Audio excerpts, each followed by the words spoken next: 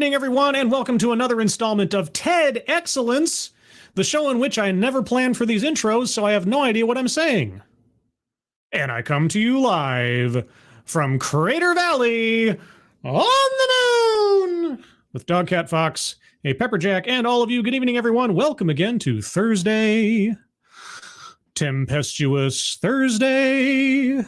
Yes, we are at the penultimate day of the work week before, for some of us, a 3-day weekend. If you have a 3-day weekend, congratulations. If you don't, I'm sorry. But yes, we return once again to the wonderful world of off-brand TED Talks for education and enlightenment. I call it Enlightenation, because why not? But before we get into tonight's topic, who's joining me for this adventure into redefining success? Hopefully it's not turning failure into success, but who knows, right? Noah Asensio, hello. Funtime Bats, hello. Mike R, hello. Plague Dr. Zach, hello. Keeverdam, hello. Tyrannus, Alexandrius, the Invictus Lich, hello. Somnamnul Nation, hello. Brittany Holland, hello. Nathaniel Rotskull, hello. Derek LaRue, thank you so much, as always, for your continued outpouring of generosity and support for the shows here and everything. Thank you so much. Hope you're having a good evening this evening. Bridget, good morning. Good morning. Boy, my brain went somewhere else, didn't it? Hello. How about that? Shadowclaw, hello. Miranda Stone, hello. Shell D, hello. Robert Pincus, hello. Spoony the Rebel, hello. Who else is here? Angelverse, hello. Attack Alpaca, hello. Orcole de Stefano, hello. And for anybody that I missed, anybody lurking or anybody in the future, hello. Yeah, so tonight is one of those rare instances where the title of the presentation was so relatively generic, I had to at least glance at the description regarding it, and I saw things that indicated to me that we may get an education on ESG. I didn't mean for that to rhyme, but it did. What is ESG? Well, it's environmental social governance. What does that mean? Well, it's kind of complicated, but in the short version, as I understand it, and I'm happy to be corrected by anybody who knows better, effectively, it is sort of like a business version of a social credit score. And your social credit score says how much certain entities are willing to invest in you for great justice, mostly spurred on by the World Economic Forum and places like that. As well, there is a philosophy out there called stakeholder capitalism, which isn't about shareholder capitalism. It's about if anybody in your company, employees especially, get irritated at something, they run the show because you wouldn't want to upset anyone. Elements of this can be seen in the recent hubbub over Call of Duty and a certain Twitch streamer, saying something very innocuous, a couple of people at Activision getting irritated by it, and taking drastic action to correct the wrongthink. Other channels have done much better documentaries on that information and that story, so I'll leave it to them to inform you. But yes, we've seen these kind of things in various places between Anheuser-Busch and Disney, and now Activision and several other places. But I'm guessing here because I'm making a few assumptions based on a few keywords that were in the description of this presentation. So maybe I'm wrong. I don't know. We'll find out together. Mr. Tickletrunk, hello, and thank you so much for the happy, smiley, lovely Dogcat Fox. Oh, Dogcat Fox. Wowie, wow. There's a Keeverdam Dogcat Fox. Thank you so much, Mr. Tickletrunk. Hope you're having a good evening.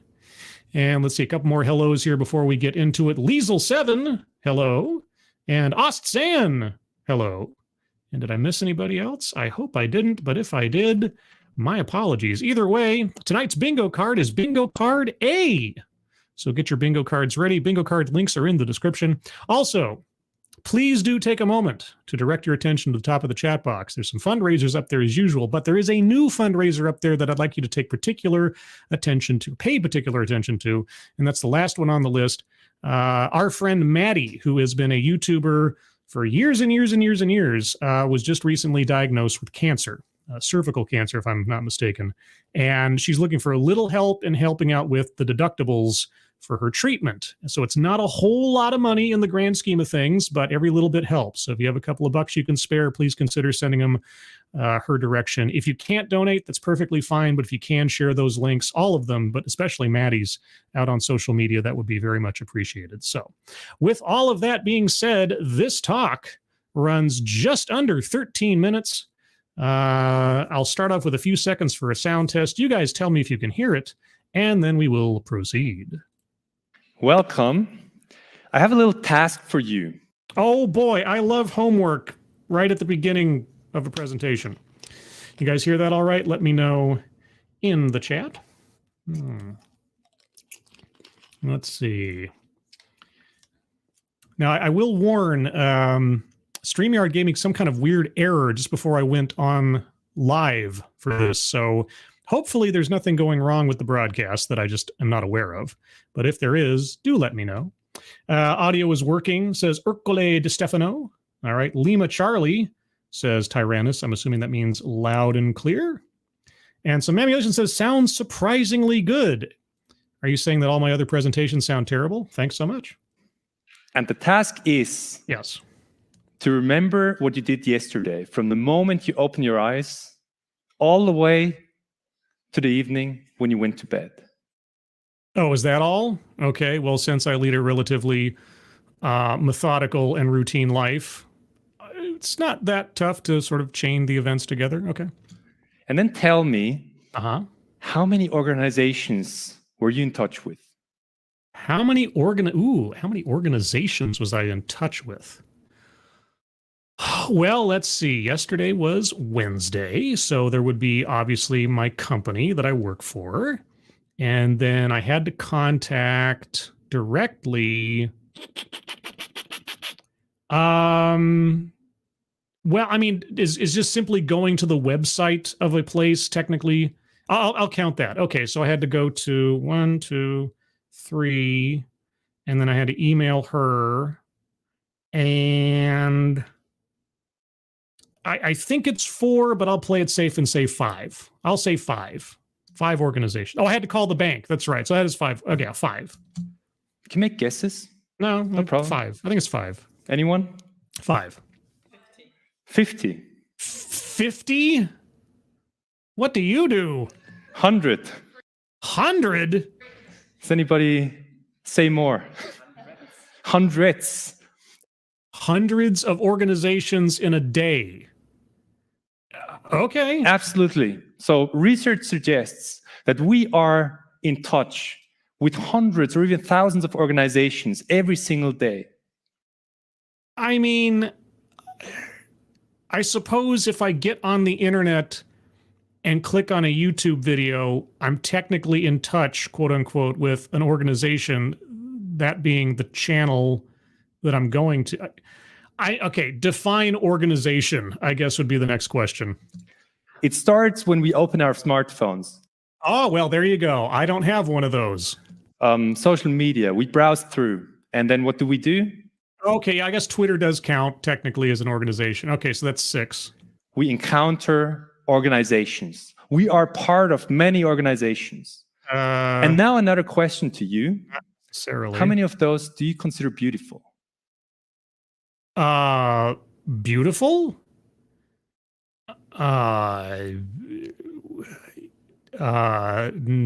None, because they're abstract entities.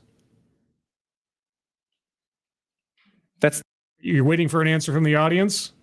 Okay, I mean, that's an interesting question. I'm not quite sure how to answer that one. That's not an actual question. That's not an actual question.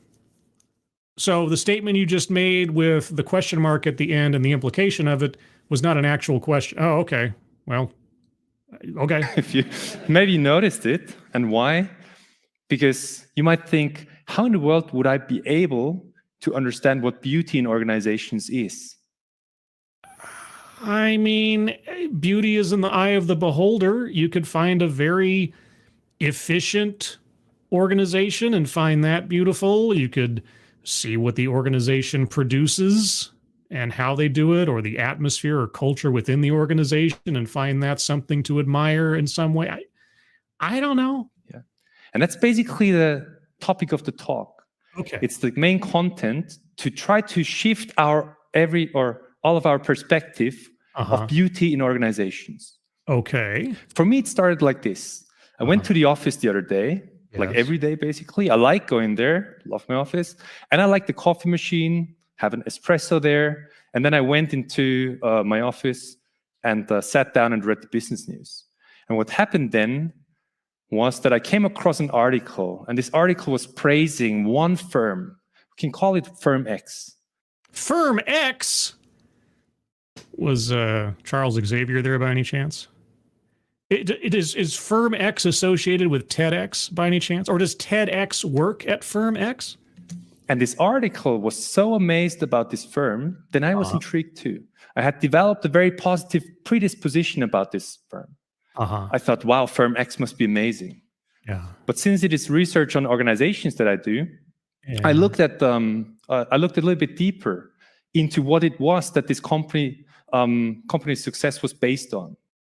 Okay, well, if you're not going to actually name the company, I guess we are beholden to whatever you decide to dole out to us about it. So, well, while I'm taking a pause here, let's take a look at the bingo card and remind ourselves what we are listening for.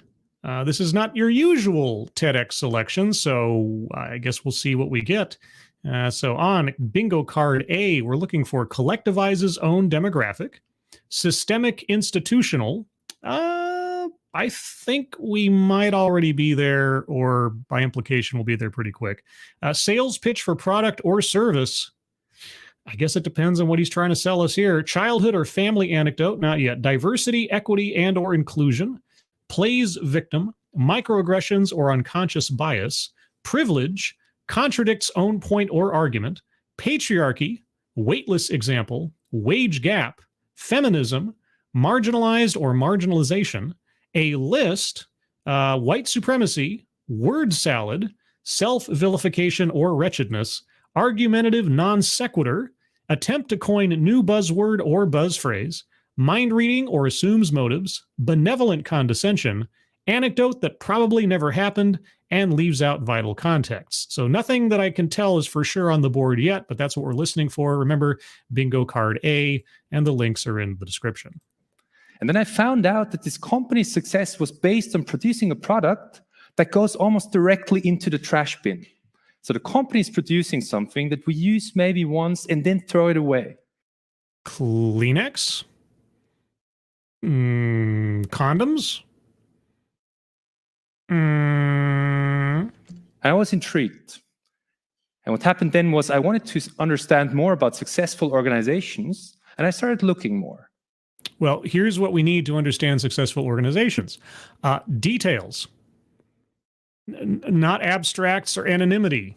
At least tell us what the product was if you can't name the company for some reason. And what happened then was that I found a pattern, which was that many of those organizations that claim to make the world a better place actually had only this one overarching goal: to be very profitable. Do you mean to tell me that businesses have a goal of being profitable over other considerations, and that any lip service they might pay towards helping the planet, the community, mankind, etc., might just be that lip service? Oh my goodness. I think I have just had an epiphany. Can you believe it?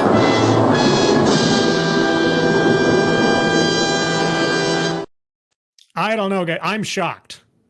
I am shocked at the notion that any organization could be so mercenary. I don't know about you, but I think I might have a case of the vapors. To make money, to be financially successful. Well, how is a company supposed to survive without being financially successful? I mean, oh, wait. YouTube, Vice.com, never mind. This is basically when my espresso was cold already. Yeah, so what I did.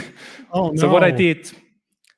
Okay, you know, I'm almost willing to circle plays victim for my espresso was cold. What I did was I thought, well, we need to change the way we look at organizations. We need to change the way we look at organizations? Okay, so if a company prioritizes financial success in order to survive, because, well, that's what they do in a capitalist society,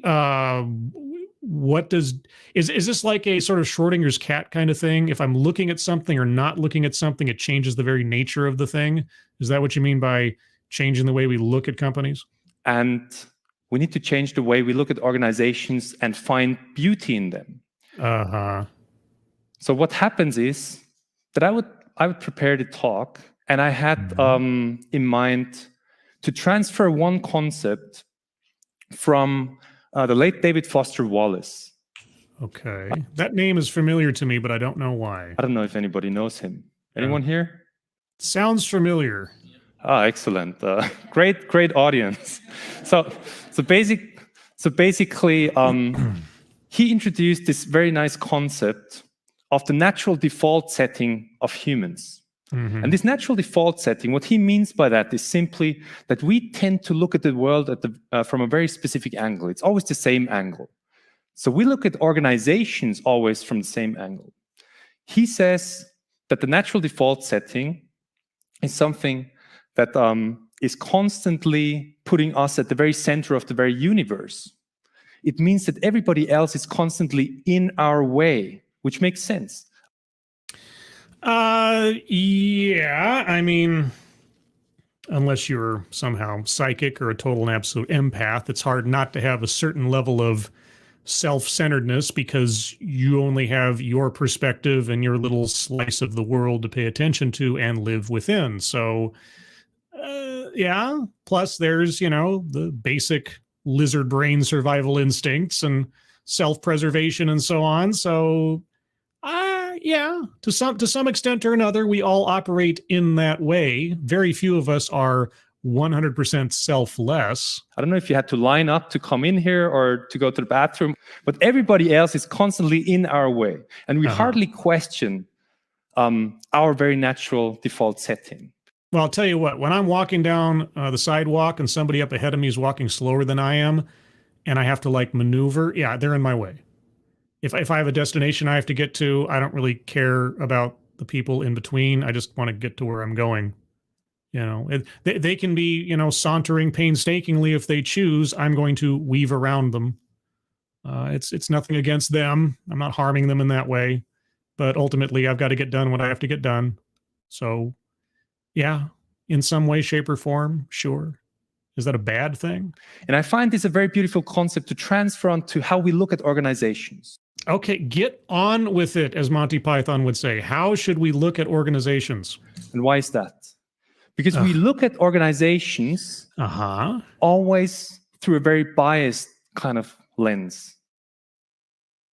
Okay, I'm going to circle unconscious bias because that is effectively where we are heading. So microaggressions or unconscious bias, circling that one. And also free space because, well, free is a good price. We look at organizations always focusing on its financial performance. Not always, but that is an important aspect. Okay. Mind reading assumes motives. Circling that one. But, I mean, what if it's a nonprofit? I wouldn't be thinking about its financial aspects necessarily, unless there was something to suspect about it. That's what research suggests, that we are biased in the way we see organizations and firms and companies, and we judge them by the way they are financially profitable. Are we hurting their feelings when we do that? This is a problem, but it's also something that is very natural, because we were socialized to judge organizations based on their financial performance. It makes sense in a capitalist society, doesn't it? Yes, it does make sense in a capitalist society. I sense the oncoming of a moral argument. But at the same time, we overlook the very negative outcome that organizations can have and can produce. Organizations can have tremendous impact on the environment. We You don't say. heard it today already. They can have tremendous impact on humans. You don't say. Organizations like, I don't know, governments, things like that. By the way, I'm seeing chat not moving. I don't know if something's wrong. I don't know if you can still hear me. But when I see chat not moving, I get a little paranoid. So if anyone could just say hi in the chat real quick to let me know that there's not something clogging up the stream. There's a Keeverdam. Thank you, Keeverdam. Appreciate it. I either assume one of two things. Either you're all in rapt attention of what we're watching, or the stream is completely crashed and I'm just not aware of it. So I appreciate the affirmation. Thank you guys so much. All right. Think about the opioid crisis in the United States, just going on and has been going on for a while. Yes. Only in 2022, over 100,000 people died of opioid overdose. Mm-hmm. And I don't know who is informed in this room about it. Yeah. Probably some are. Are you going to talk about, what was it? I forget the name of the company or the family, the single family that basically owns the pharmaceutical company that introduced the major problem to this. They're just now, they're actually not being prosecuted for crimes. They basically paid off a fine in order to avoid criminal charges. And that's basically the outcome of organizations. Whoa. Okay. Organizations are neither inherently bad or good. Just like with people, it all depends on what they are doing. Certainly, most organizations that are not inherently nonprofits or something are mercenary in the sense that they are out to make a dollar, out to be profitable in order to continue existing. Okay? But not every corporation is an opioid dealer. Not every company is somehow evil just because they have a bottom line they have to deal with, and pay their employees, that kind of thing, create jobs and wealth for people. You may not like it, but that doesn't make every company that has a bottom line inherently evil. Unless, of course, you're an anti-capitalist, I suppose. And you know what? The manager of one of those firms responsible for it was called Manager of the Year. Sure. And? Is that what we want? Hopefully not. Okay, you're talking about one company, one culture, one set of people that doesn't reflect all of society or society's tolerances. Let's see. What fits up on the board for that one?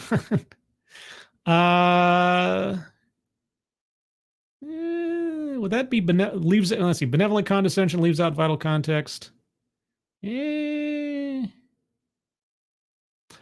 know what? Actually, I'm going to circle systemic institutional because he's referring everything to capitalism and so on. We might have other arguments for squares to be circled later, but I'll circle that one. I would say this must stop. Mm-hmm. And therefore, we need to change the way we look at organizations. Yes, you've said that about 17 times now. How do you want us to look at organizations? And how does looking at organizations differently change anything? We need to change our natural default setting. Uh-huh. And why is that important? I don't know. It is important because research suggests that stakeholder pressure is key to transforming the way organizations behave. Define stakeholder and contrast that definition with shareholder. And who are stakeholders anyway? Yes. It is you, and it is me, and everyone outside. So it's everybody. Everybody's a stakeholder. I'm a stakeholder in Twitter. I'm a stakeholder in Starbucks. I'm a stakeholder in, let me think of a company I have absolutely nothing to do with whatsoever. Apple Computers. I'm a stakeholder in Apple Computers? Really? You sure about that? Okay. So it is important that we try to demand more from organizations. Demand more. More of what? Why is that? I don't know. Because there are organizations that have such negative implications on humans. Such negative implications on humans that go beyond the thinkable. Yeah, no, I agree. Disney has totally ruined my love for Star Wars. If only they would take on this philosophy, we'd be so much better off.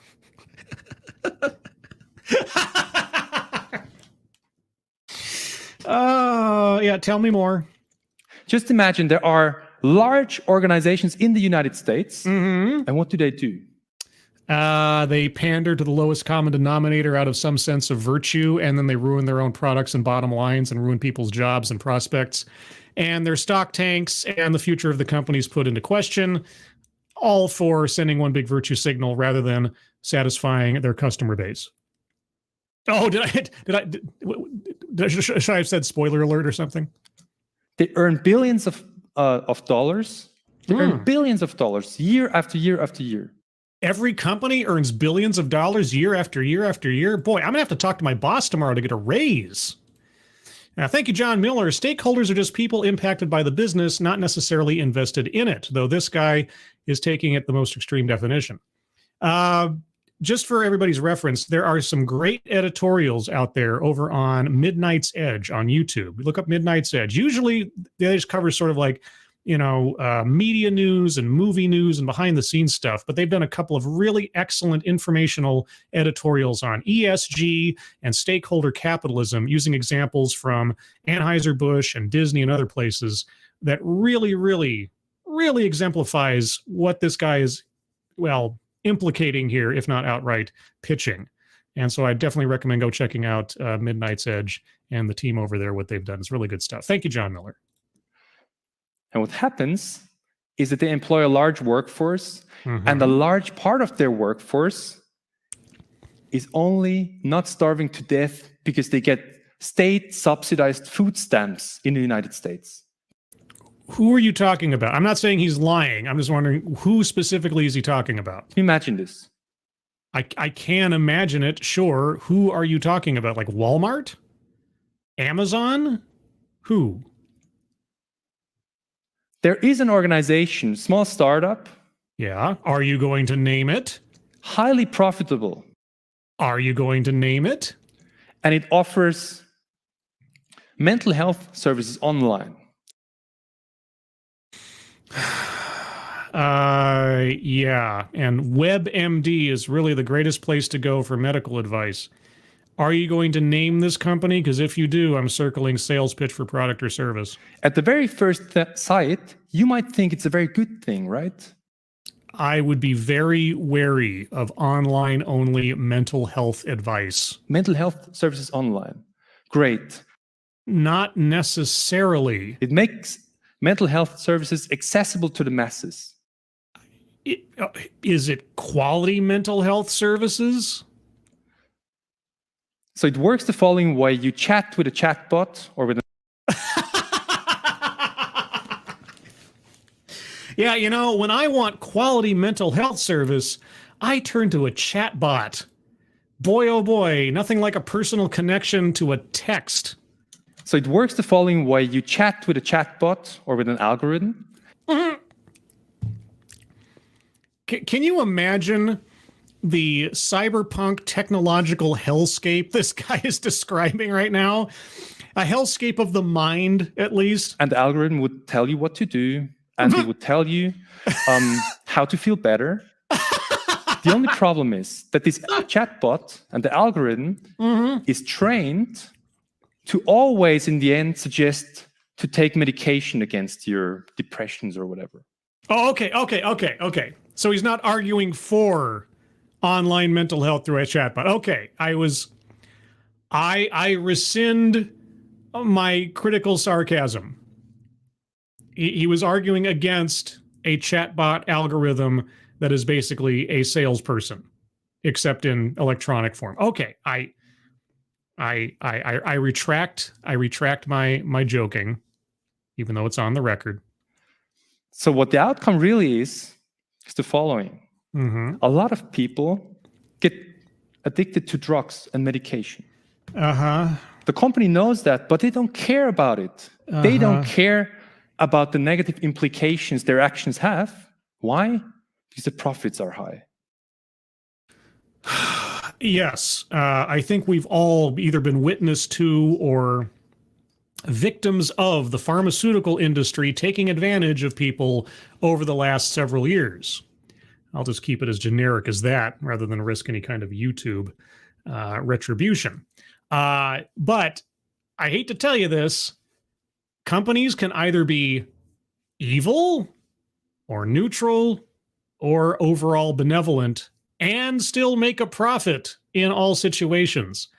How are we supposed to look at companies differently? You're over halfway through your talk, and I'm still waiting for this grand equation of corporate utopia. Yeah. It's just collateral damage. It's just humans. It's just our clients. We don't care. Yeah, okay. There are evil corporations and corporate overlords out there. You're right. You're right. There are a lot of sociopathic entities and individuals in some corporations. You're right. And there are countless organizations, large organizations, in the year 2023 that haven't even considered making plans for net zero transformations. what? There are countless organizations in the consumer goods industry, and they don't care about the millions of tons of plastic waste they generate. Yeah, and you know where a lot of these companies reside that don't really care about the environment nearly as much as, say, America does with certain laws or Europe does with certain laws? What do you think is going to happen if you look differently at the industry in China? You think China's going to care? What is the point of this? What are you suggesting be done? What is the solution that you have in your hand that's going to make all of this better? Because people still need plastic, they still need electricity, they still need oil, they still want their gadgets, and on and on. Some of them haven't even started to make plans on how to change it. And this is wrong, and this must change, and this must stop. Okay, what are you going to do about it? And that's why we are here as stakeholders, all of us, to demand more from those organizations. Yeah, so sign a petition, call your senator. Yeah, we are all stakeholders. What do you expect to have happen? To not just look at them biased and admire and cherish them because they're financially successful. Because that's what we tend to do. At least research says that. At least research says so. All companies, this, that, okay. I'm going to be a broken record here. I'm circling leaves out vital context because he's just gone absolutely everywhere and not said anything. And I'm on the cusp of circling word salad as well for the same reasons. But let's give them another minute or three. So we need to transform the way we look at them. Oh, for God's sake. Okay, you know what? I'm circling word salad just for the repetition of that same statement over and over and over again without anything backing it up. We need to change the way we look at companies. How do we do that? Well, you see, we need to change the way we look at companies. How? Well, you see, what we need to do is we need to assess what companies are doing and change the way we look at them. We need to find true beauty in them and not only financial beauty. True beauty in them and not financial beauty. Okay, how do you measure true beauty? Right? I mean, is it that like the golden triangle in art or something? Is there some kind of mathematics to it? What is true beauty? And how does true beauty ensure that a company will be totally and absolutely benevolent? Our natural default setting needs to shift. To what? Okay. Because this is literal now. This is a literal question I am asking. What? What is that? What the fuck is that? As in, what are you talking about? It's all foreplay and no payoff on this thing. What is the way in which we need to start looking at companies to solve all of these egregious problems in society? If you have the answer, if you have the silver bullet to this, please tell us. And how can it shift? There's some easy ways to do it. Great. I've been waiting 9 minutes of this talk and half an hour elsewise. What are the easy ways to do this? I would suggest 3 ways. 3 ways. That's a list. I'm circling a list. Oh my gosh. Happy day. Number 1, what you can do is you can try to think how this firm earns money. How does this firm earn money? What firm? Any firm? Make a product and or provide a service that people are willing to pay for. I think that covers the gamut of most firms. And that's a very simple thing. You look at the product, you look at the service, and you look at how they try to earn their money, how they make profits. Are they trying to maximize their profits, their financial outcomes by all means or not? By all means or not? What does that mean? If yes, then that's already a warning sign. What? I need an example. Even in this, I mean, at this point, I'm desperate enough. Give me a hypothetical example that you give some details on, right? Generic. Let's just, how about an oil company, oil and gas company, right? That'd be an easy one, right? Are they willing to work to gain profits at any cost, right? So you build an oil platform and you drill into the earth and you keep working people overtime and you have deadlines and there's this and there's that and the other. And, you know, worker safety is a secondary consideration and gotta keep drilling and drilling and drilling and drilling and there's no stopping and you got everybody's a machine. You could bring up something like that. And I can say, okay, all right, there's an example of a company that's willing to gain profit at any cost. That's a warning sign. Indeed could be. Why did I have to do that? Why can't you do that? Number 2, you can look at how organizations treat their employees. Do they treat them as humans or do they treat them as machines? Exactly what I just said in the oil company example, right? The profit-driven human capital is a secondary consideration oil company. All right? So I have this hypothetical oil company. They're willing to make profits at any cost, and the people involved are expendable, let's say. All right, how do I solve for this evil company? There are organizations that are constantly trying to optimize their employees. Yes, like McDonald's. That is a warning sign too. Okay, a warning sign to what, and then what is the solution? And number 3, yes, how do they engage with their communities? Their communities. Usually organizations are embedded in communities and very often they don't give back. Very often? How very is very? What is giving back? You mean like creating jobs for the people within the community? How much more should they give back? So if they give back, great thing. Then it's already an organization, or there's a tendency that this organization is not only financially successful. Why can't being financially successful within a community also equate to giving back? I mean, setting up an office or a factory in a town that has, you know, lousy economy or something, and then suddenly the economy is prosperous. That's not a kind of giving back? What? So that's basically 3 warning signs. Okay, 3 warning signs. And then what do you do? If all 3 hit on a company, what should be my reaction? Now you can think, are organizations that focus on those other things, focus on stakeholder success and stakeholder well-being? Stakeholder success and stakeholder well-being. Okay. How does any company that I'm not directly working for or whose products I don't necessarily take part in deal with my well-being? Right? Like I'm on the West Coast, okay? I have never been to a Piggly Wiggly. Okay, how is Piggly Wiggly seen to my well-being since I'm a stakeholder, since everybody's a stakeholder? What should I expect companies that I have nothing to do with employment-wise or financially do to see to my well-being? Can they be successful? And the simple reason is, yes, they can. Can they? I got to back up. Can they be successful? What if they try to please everybody all at the same time?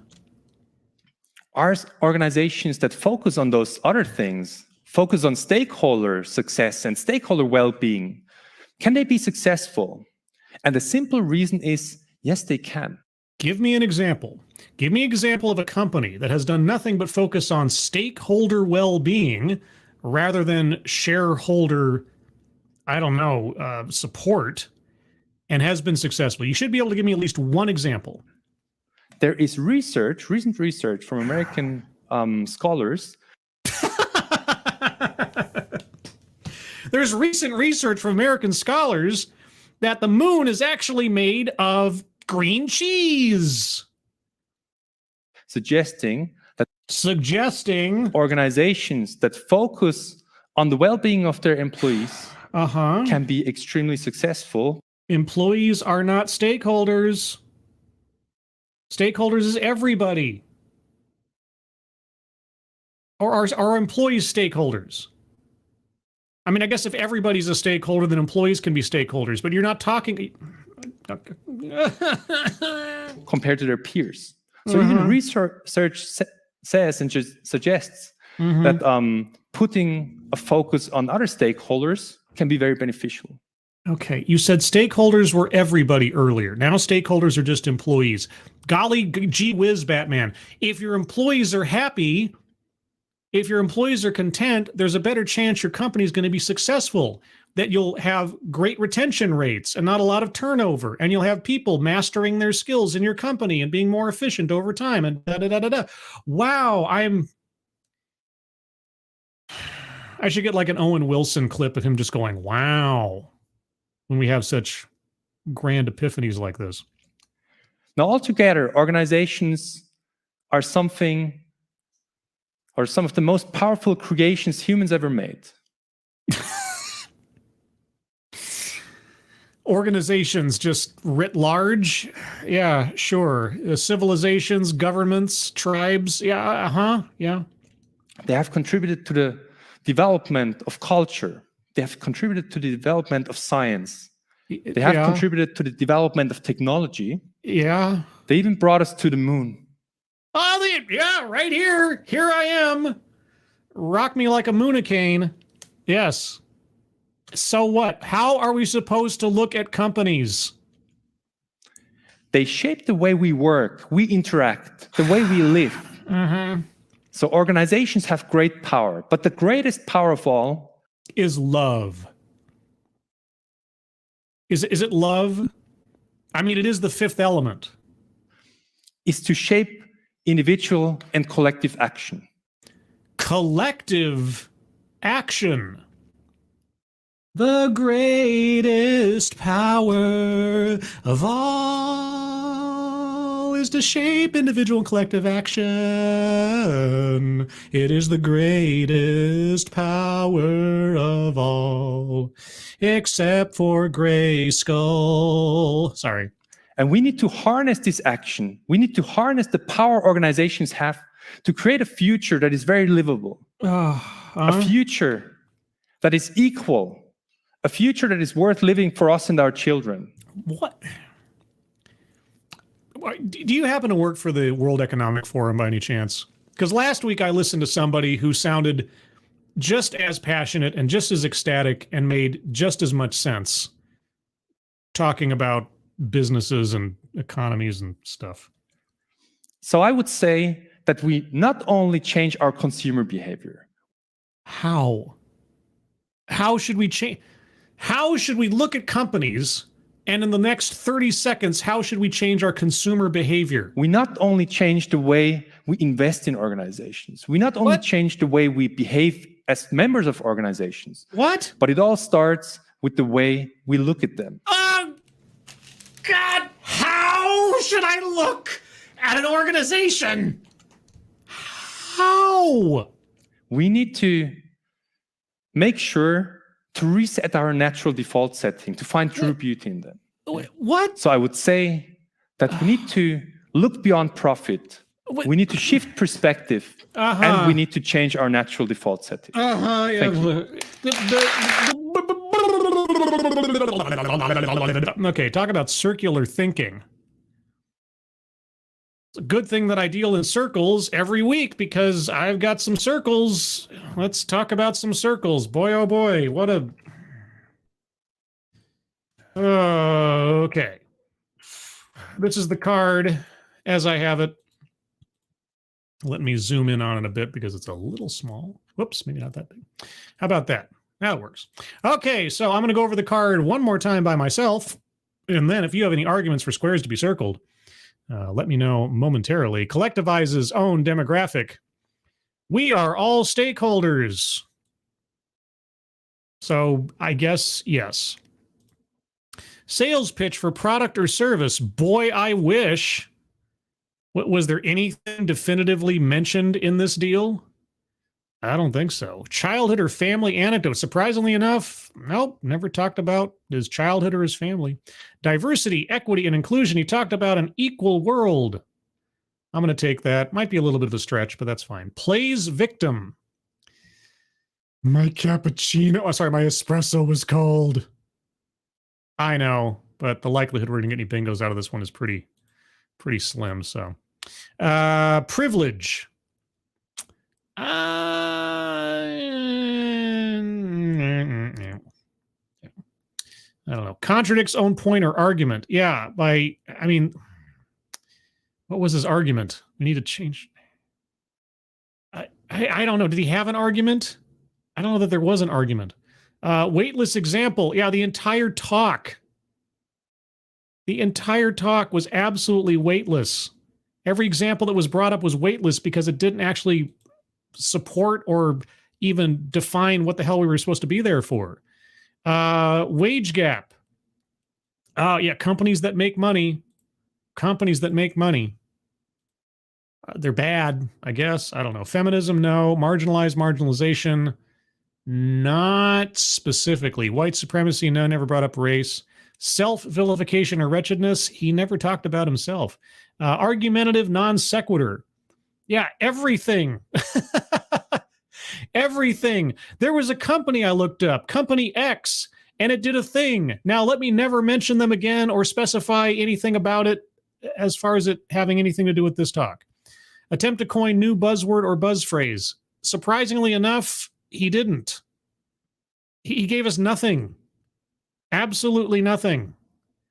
Benevolent condescension. Oh, can you believe the companies make money? Can you believe the companies that take care of their employees tend to do better? Did you know that there's companies out there that do evil things for profit motives only and not for people? Thanks, Professor. Anecdote that probably never happened. Studies suggest, scholars research. I mean, in the absence of any citation, anything, I'm comfortable doing that. But either way, that's the card as I have it. We are a long way away from some bingos, but if you have arguments for squares to be circled, please put them in the chat now, and I will see if I can get to it. Let's see. Derek LaRue, I don't think this guy knows what he is talking about. Sounds like he Googled some topics the night before the TEDx talk.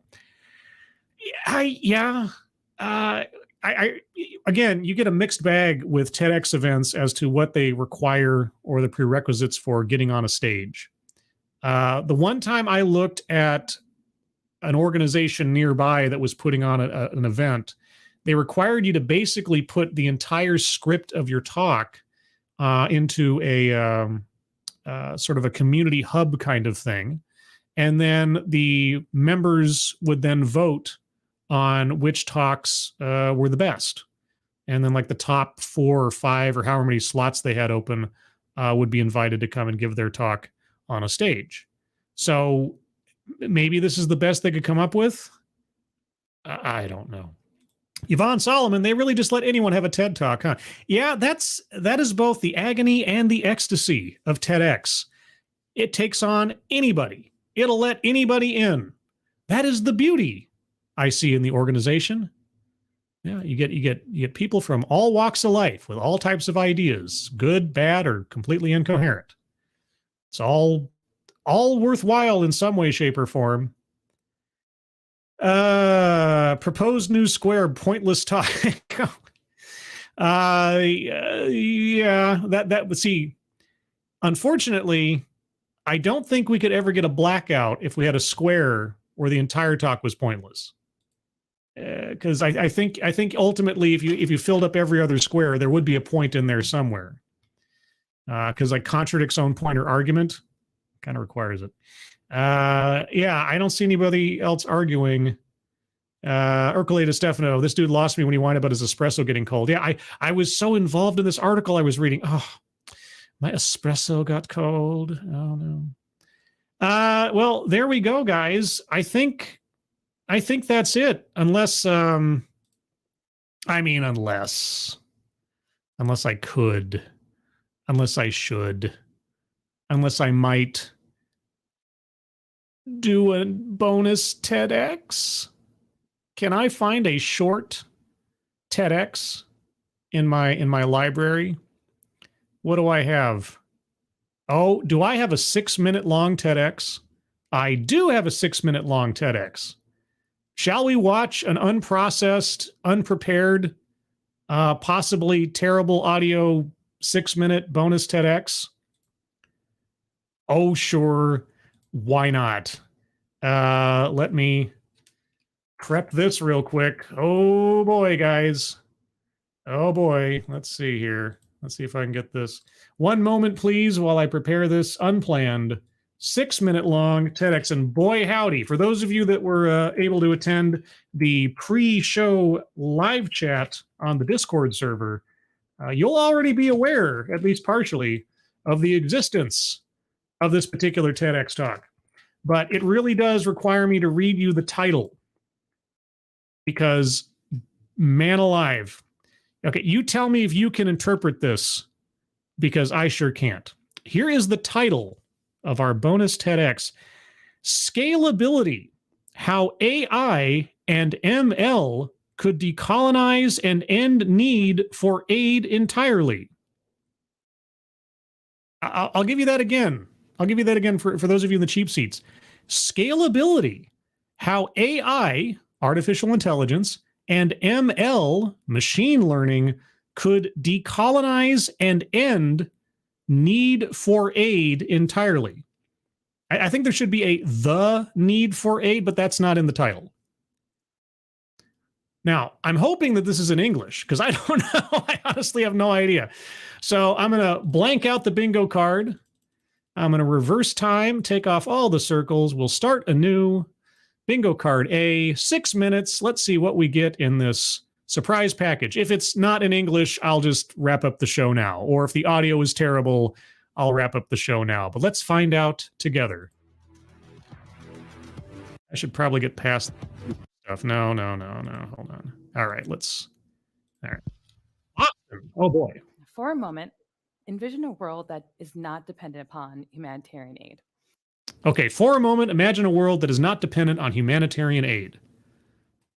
Okay, I haven't been asked to do that before, but I can try. Yeah, sound is a little low. It's true. Is it completely unairable? Because if so, I'll just I'll save this for another time, and I might boost it. Can you guys actually hear it? Yeah. In normal terms, I'd usually take this and I'd boost up the sound ahead of time. If it's too quiet, I'll save it for another time. Kind of quiet. I can hear it's a somnambulation. Okay, I'll give it another couple of seconds here and we'll see. Now, bear with me now, but if AI was built to scale across the humanitarian sector, we could potentially, bear with me, decolonize, but ultimately end the need of aid dependence upon the global north. Okay. You hear it, but it's a little low. Turn it to, no, this is as high as the native volume goes, I'm afraid. Okay, kind of hear it, kind of low. All right, I'll just let it run. I'll just let it run. If there's an interest in me going over it again at some point, or I'll find the link and pass it on at some point too. All right. So if we can spread AI across the world, we can eliminate the need for the global north to provide aid and also decolonize. Decolonize is usually classically used to say get rid of white people. Now, I know this sounds quite grandiose. As someone like me, I've spent years, well, especially coming from someone like me who spent too many years on the front lines. You're a warrior? The front lines. Okay. You know, from, I don't know, crises and outbreaks to Ebola and Deepwater Horizon and Syrian civil war. Oh, okay. I take it back. If you've been to all those places in Deepwater Horizon, I was just talking about oil companies. Okay. I don't know what you do, but all right. How is AI going to solve for the world needing aid? There's a good chance every time you turned on the news in the last 20 years and saw disaster and devastation, and I was already there. I'm sensing a common denominator. Wherever you are, disaster occurs. Or on the 57th leg of a journey, flying coach yet again. But the stakes have never been higher. What if I told you we are facing 35 global disasters, threefold increase from pre-pandemic levels? I don't know. What if you were telling me that? We're not doing well, guys. 339 million people will be in need of aid tonight. And AI is going to solve for that problem. How? That's roughly the population of the United States, possibly going hungry. Now, there's an imbalance in what we as a society and the tech industry view as worthy of AI, advanced technology, and frankly, our attention. What we view as worthy of AI? Okay. When it comes to Instagramming our dinners tonight, I'm guilty of it too. All right. Well, I'm going to the card. If you're guilty of also doing it, then I'm going to circle where to go here. Self-vilification or wretchedness. I know it's a light one, but this is a short talk. The latest dance on TikTok, or having that Amazon package deliver our essential hair care products. We'll get to healthcare products for sure. It's our leaders in our respective industries are more than willing to back up these efforts, and I understand why. But recognizing incredible energy and talent that goes into these advancements, not focusing on humanitarian aid solutions, is a missed opportunity. Okay, so you're arguing that our focus should be more humanitarian than corporate or consumer. Okay, yes, on a grand humanitarian scale, I suppose I would agree that when possible, it might make more sense to spend money on helping people than, buying a new pair of shoes. Speaking of which, also remind again to the fundraisers at the top of the chat box. Please take a look at those. We have a duty and the compassion to revolutionize humanitarian aid. All right. And just like with the last speaker, I will ask, how? Hence, I feel that it's imperative that we support integrated, scalable AI solutions across the humanitarian and development world to actually close out crises and wars. Whoa. All right. Now, serious question. How do you envision that AI will close out a war? That is a major claim or a major idea, let's say, on your part. So I'm curious to know, how is AI going to close out a war? And we're not talking, I'm assuming, sci-fi autonomous robots with laser guns walking through the streets of a war zone to keep the peace. What do you mean?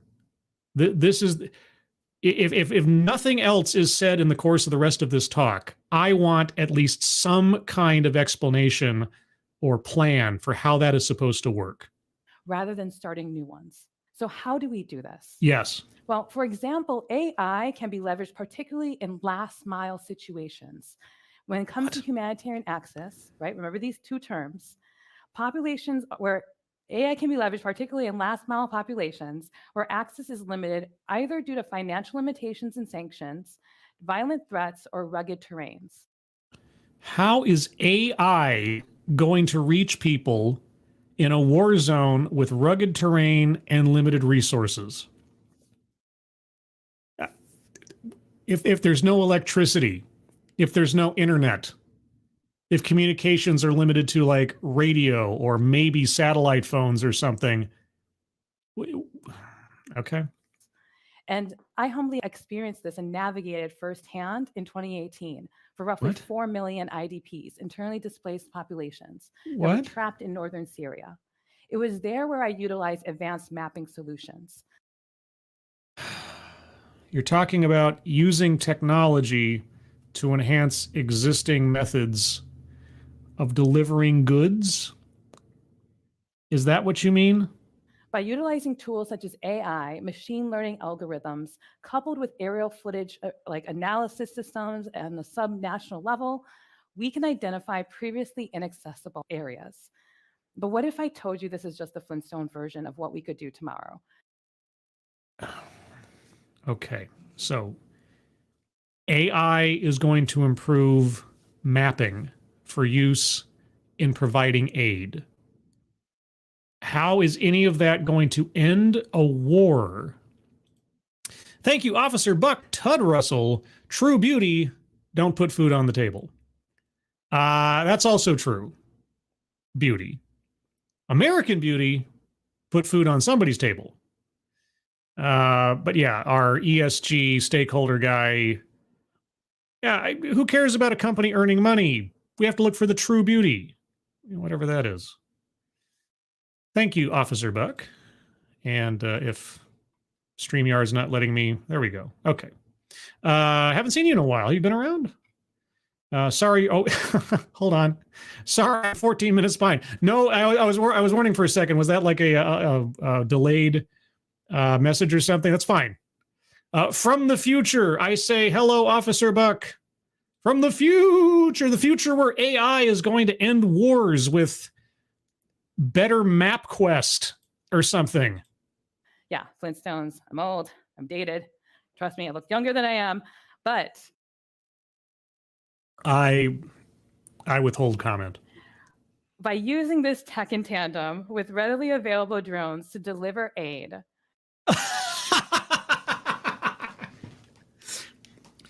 Okay, so AI and machine learning are going to improve Google Maps so that drones can deliver aid. Okay, who's making the drones? Who's organizing the drones? Who's operating the drones? And what happens when the drones get shot down in a war zone? And how do these drones, unless they're delivering munitions, how are they going to end a war? similar to Amazon packages, we can achieve a breathtaking result. And who's paying for this, by the way? The dual benefit of strengthening localization while also closing the gender equity gap. So What? AI drones are going to close the gender equity gap. I'm going to circle wage gap. And I'm also going to circle diversity, equity, and inclusion. The gender equity gap. How? I'm still waiting for you to tell us how AI mapping drones or whatever is going to solve war. Okay. So my mixed Persian heritage has reminded me of late of the What? power of women and what we can do in a society through determination when we decide to fight against inefficient structures for everyone in our society. Hence, Your mixed Persian heritage. Well, let's go back and listen to that one again. Let's go back and listen to that one again. That was something else. Okay. How do the mystic chords of your genetic memory inform your work today again? equity gap. So my mixed Persian heritage has reminded me of late of the power of women and what we can do in a society through determination when we decide to fight against inefficient structures for everyone in our society. Hence, Okay, word salad. word salad. Also, just because, What the fuck are you talking about? What the fuck is this? What the fuck is this? Right? Also, what was that card that she put up that just suddenly disappeared? Let's read this. Now, for those of you at home listening on the way home from work or at work or otherwise, there is a slide up with a bunch of words on it. And the words say this: change makers exist around the world, but are underfunded and rarely make the news. Okay. And then some bullet points. Microsoft AI for humanitarian action is vital. Only the first step to a fully integrated, locally relevant, and context-specific approach. What? Merge and fully fund efforts across private and public sectors can create a more holistic, harmonized model to tackle crises and challenges. What?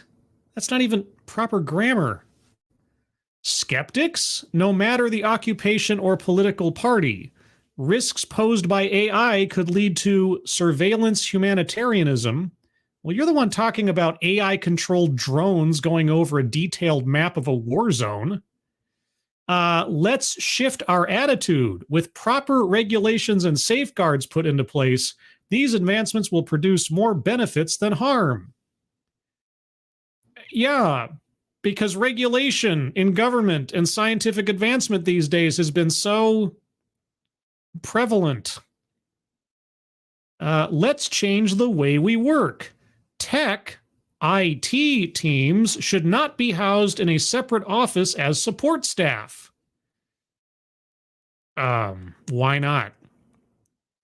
Working with AI and ML experts as co-creators across the sector.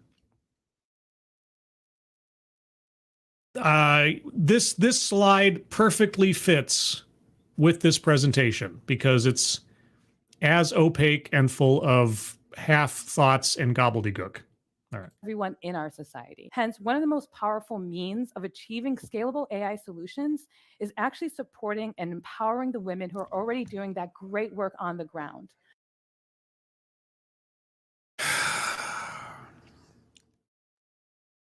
There are no men that deserve any support in AI or on the ground or otherwise. How about just people? How about not be sexist? Do you understand by focusing just on women as though they need the most help, you're being sexist? You're actually promoting the ideology that you supposedly are fighting against with your Persian heritage informing you about women and stuff? Okay. They are the women in tech. They come from the brown and black diaspora, and they're the local communities that are directly affected, and they know the contextualized data that's needed for these algorithms. So ignore the men. Only women know and have the knowledge necessary to make AI stop wars. Okay. They are the humans behind the algorithms. Oh, they are the... What is this? Wait, what? For those of you at home, we just switched to a slide showing Wonder Woman, the female Black Panther, and Tony Stark. What? Before I let you go, Yeah. I just want to remind you that they are change makers. These are not the change makers, but These are not the change... Why do you have them up on the screen? change makers, but we all kind of hope that we are across our society. What? From Microsoft leading AI humanitarian action efforts, and there always will be skeptics of whether or not this actually will work. But the thing Okay. I'm not skeptical about whether it will work because you have not described what you are talking about. I can't be skeptical over something that hasn't even been explained to me. Therefore, I guess I'm just sitting in no man's land. Oh, sorry, wait. Well, it would be no man's land because really we have to focus on the women only, except for Tony Stark. And by the way, I think out of those three characters, no, I take it back. The Shuri in the Black Panther armor is also a scientist. So I was about to say, out of the three characters there, I think only one of them actually creates stuff scientifically, but that's not true. Work. But the thing is when we get ahead of it and actually connect and develop the strategies and regulatory bodies that we need, What? these advancements do more benefit than harm. And if we don't do that, it will do more harm than benefit. So wait, more accurate, detailed mapping using AI over a war zone does more benefit than harm. Okay, well, what if this detailed mapping falls in the hands of the opposing side? I mean, what are you talking? And how do we end wars again with AI? How are we going to close out wars? Wasn't that like the big promise?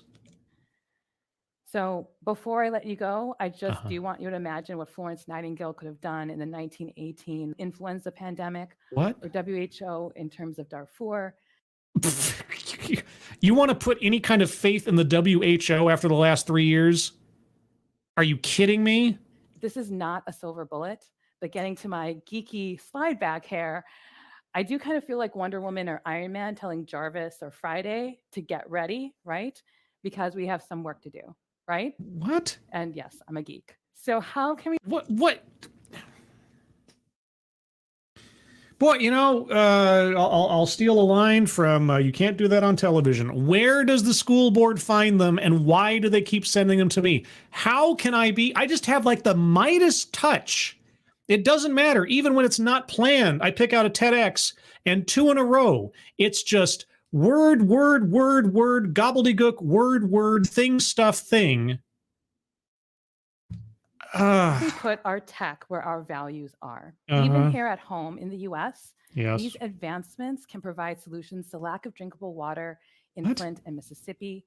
Wait. AI and machine learning are going to provide drinkable water in Flint? How? I look at crises in terms of farming, so looking at open AI innovations in my home state of Wisconsin, or climate disaster issues happening across the nation, such as Florida or California. You know, my time on the front lines has provided me unique insight. I will assume that that is the case. Unfortunately, none of it seems to be coming across here in any kind of coherent or understandable way. Because so far, you've said that it's not a magic bullet, yet you've quoted AI as somehow being able to stop wars, solve climate problems, and provide fresh water. Okay. Into which policies and approaches work. I've worked firsthand with millions of children worldwide in Syria. You've worked firsthand with millions of children. Millions, like plural, at least 2. How much time would it take to work firsthand with 1 million children? Just even if you're working firsthand with them was just to say, "Hi, my name is. What is your name?" Half of those 4 million, 2 million were children, and that simply can't be a reality. What? If AI is truly supported, funded, built to scale, it will provide us this long overdue opportunity to revolutionize, and I know it sounds cliche, decolonize, but ultimately transform the humanitarian aid world and this entire field to succeed where many have struggled before. Well, don't worry. There are gigantic corporations and entities right now seeing to it that AI is going to scale as far as it can possibly go. And we're in for quite the roller coaster over the next few years, and possibly for the rest of humanity's existence, if AI goes to the lengths that it possibly could. So don't worry, that's going to come. I'm still waiting for how it solves war, water problems, climate crises, farming. 339 million people. Yeah. Let's get to it. Thank you. Okay. Well. All right.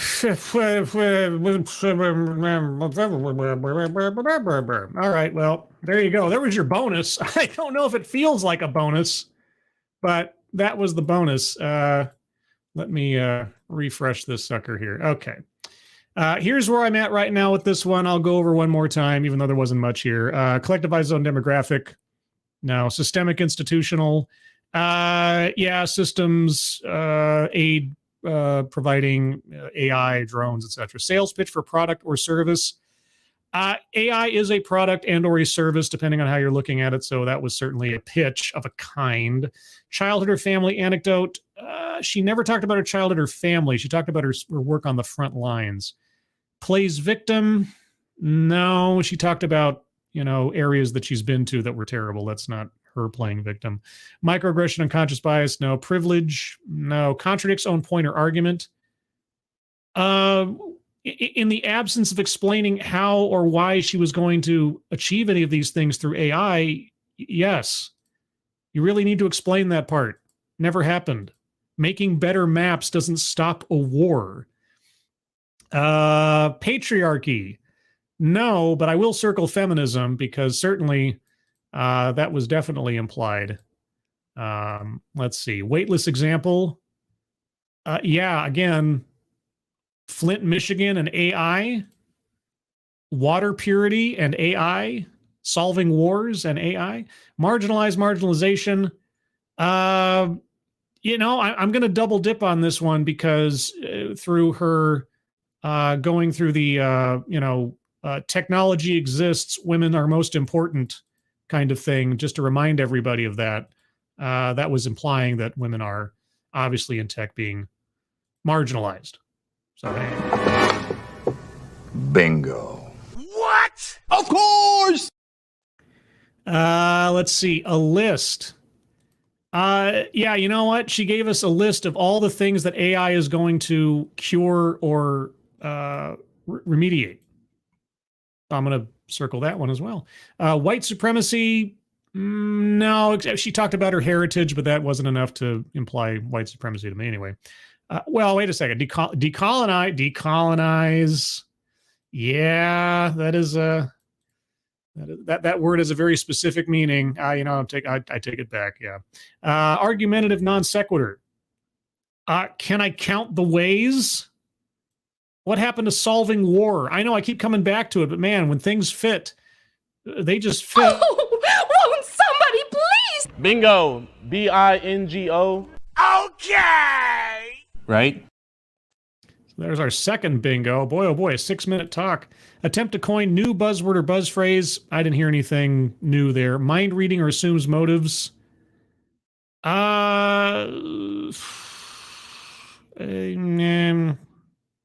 Unclear. Try again later, says the Magic 8-Ball. Benevolent condescension. Yeah, the whole... Again, put the IT team not in a separate office, and AI and no wait, that doesn't make. I made about as much sense as the speaker just then. I'm not going to circle it. You guys got a better argument for me. Anecdote that probably never happened. Millions of children. I'm sorry, I contacted millions of children. I'm sure the work that you did may have had an effect on a lot of people, but the way that you phrased that just sounded ridiculous. So I'm afraid I'm going to have to do that one. And lastly, leaves out vital context. Well, you're telling me, boy, howdy. I'm waiting for AI to solve war and tainted water. So there you go. A 6-minute talk, just about on par with a full talk from the last one. If you guys have any arguments for squares yet to be circled, put them in the chat now. And we'll try to wrap this up in the next 10 minutes or so. Let's see. Actually, 4 million seconds is just 6 weeks. Weeks could be doable. It's true if I do nothing for 6 weeks except run down a line of children, millions of them, I suppose. Some memories and collectivized his own demographic when she called herself a geek.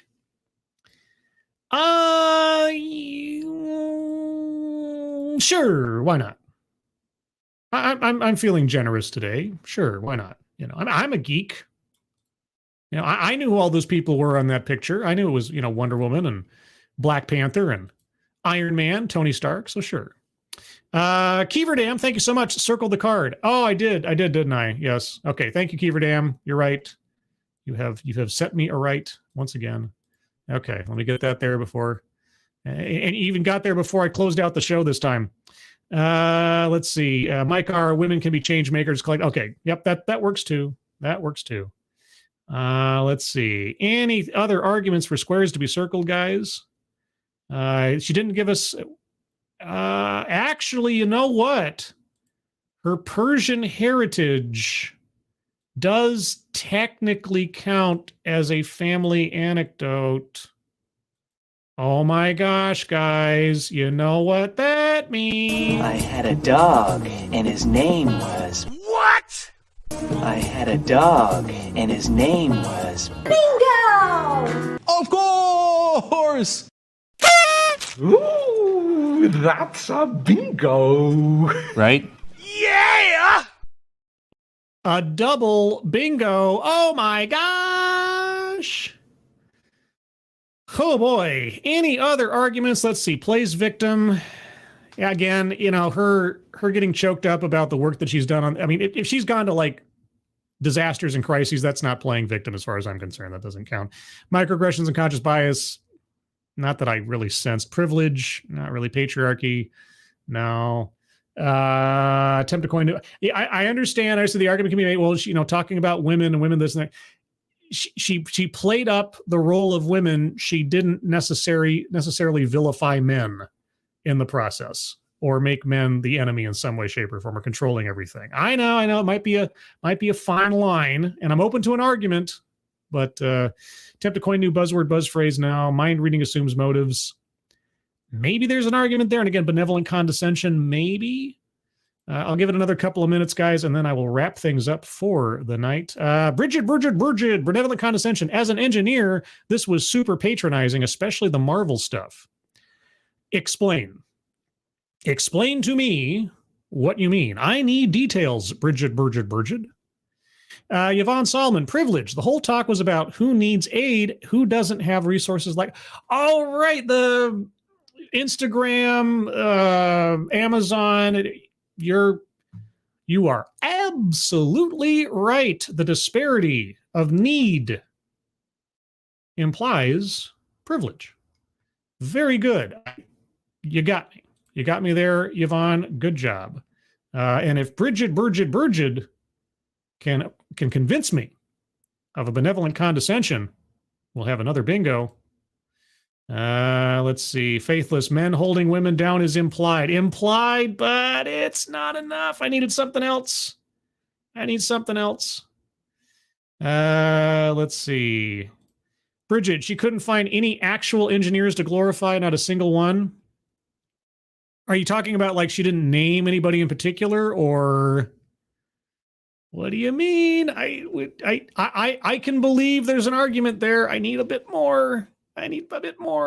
How is she being benevolently condescending? Not bringing up details is kind of par for the course at this point. That's leaving out vital context. How is she benevolently condescending? Let's see. Tyrannus, internal displaced people, person is a new buzzword. Is it? Is it already? Is it? Is that true? I mean, she didn't really lean on it too much. She only mentioned it once, and she didn't predicate it by something like, I like to call. That sounded like some kind of like corporate official kind of thing that the WHO or some other aid organization might use. So I don't know if that's a new buzzword or buzz phrase. Let's see. Anybody else? You down with IDP? Yeah, you know me. Oh man, whatever happened? Whatever happened to OPP? Whatever happened? I'm going to give Bridget another second or three here to convince me, because I'm pretty sure she's typing with some alacrity. Oh yeah, here we go. It's coming up in just a second, because as soon as StreamYard catches up. Okay, having an entire talk about AI science, then turning around and throwing up a picture of superheroes really cheapens the effect actual engineers have, especially since those characters are bad representations of engineering. Okay. All right. I agree. That was trivializing the entirety of what she was talking about in a way. Yeah, okay. She's trying to be serious about it, but she's giving us cartoon characters as examples. Bridget, you have won the day. Give me a bingo, silly. One bingo only, please. Right? There we are, everybody. A 6-minute talk got us not 1, not 2, not 3, not 4, but 5 bingos. Holy cats. Holy dog, cat, foxes. And that is where I'm going to wrap things up tonight. Yet a double feature, unplanned, but hey, we made it. We learned nothing, but we have a lot of questions. And questions are at least the first step towards gaining knowledge. Conceivably. Hopefully. Anyway, everybody, thank you so much for joining me tonight. Hope you enjoyed yourselves. Before I forget, please take a look at the top of the chat box and check out the fundraisers there, especially on tonight, particularly because it's a relatively new one. Check out the last fundraiser on the list. That's for our friend Maddie. She's been diagnosed with cervical cancer. She needs a little bit of help covering some deductibles in her insurance and everything. It's not a lot of money in the grand scheme of things, so if you can throw a couple bucks that way, that'd be greatly appreciated. If you can, just share that link out on social media elsewise. That would also be appreciated. Programming note on Friday, June 23rd, so next Friday, not tomorrow, next Friday at 5 p.m. Pacific, 8 p.m. Eastern will be the 6th episode of Living on Borrowed Crime. I already have another one lined up. And joining me will be Just Interrogations. Go look him up on YouTube. And as my co-pilot, Dave's Lemonade. So looking forward to that. Keep an eye on my Twitter for those announcements. And also, if you'd like to, you can also join the Discord. I have a Discord server where stuff happens and things are said. And the link is going into the chat now. If you'd like to join the Discord server, all you have to do is click on that link, find yourself on the landing channel of Say Hello, and in addition to saying hello, you also have to give us the secret word for this stream, because the secret word tells us you actually watch the show. And today's secret word is, well, it's going to be a secret phrase. It's a passphrase. The secret passphrase is going to be, we need to look at companies in a different way. We need to look at companies in a different way. That will get you access to becoming a member of the Discord so you can share in all the fun that takes place on the Scribelight Discord server. But with that, everybody, thank you so much for joining me. Moderators, thank you for keeping an eye on things. Even though everyone here is so well behaved, you have very little to do. Everybody who donated either to myself or to any of the fundraisers pinned to the top of the chat box, thank you guys so much for your generosity. I hope you all have a good rest of your Thursday evening. I hope you have a good Friday ahead of you. I hope you have a good weekend, 3-day or otherwise. I hope you are all safe and well. If you are not well, please get well soon, and I'll see you on the next one. Take care. Bye-bye.